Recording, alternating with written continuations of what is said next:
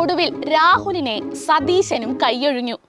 കറകളഞ്ഞൊരു റീൽസോളിയായ രാഹുൽ മാങ്കൂട്ടത്തിന് താങ്ങാൻ പറ്റാവുന്നതിനേക്കാൾ വലിയൊരു ഇടുത്തിയാണ് വി.ഡി. സതീശൻ ഇന്ന് തൊടുത്തുവിട്ടത്.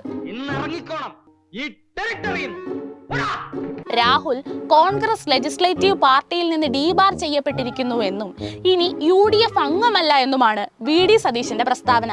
ഉയർന്നു വന്നതും കെട്ടടങ്ങാത്തതുമായ പ്രതിഷേധങ്ങൾ കൊണ്ട് പൊറുതിമുട്ടിയിട്ടാണ് ഈ പ്രസ്താവന എന്നത് പകൽ പോലെ വ്യക്തമാണ്.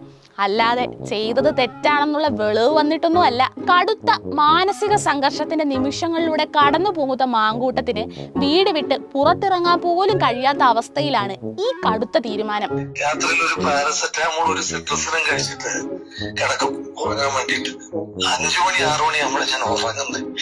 എന്നിട്ട് 7 മണി 8 മണി എഴുന്നേക്ക് 2 മണിക്കൂറൊക്കെ ഉറങ്ങുന്നത്.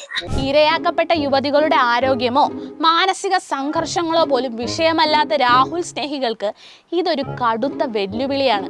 നല്ലൊരു തെറാപ്പിസ്റ്റിനെ കണ്ടെത്താനും വീടിനുള്ളിലൂടെ മിനിമം ഒരു തുരങ്കമെങ്കിലും പണിയാനും രാഹുലിനെ ഡിപ്രഷന്റെ പിടിയിൽ നിന്ന് രക്ഷപ്പെടുത്താനും അടിയന്തരമായി എന്തെങ്കിലുമൊക്കെ ഇവർ ചെയ്യേണ്ടിയിരിക്കുന്നു.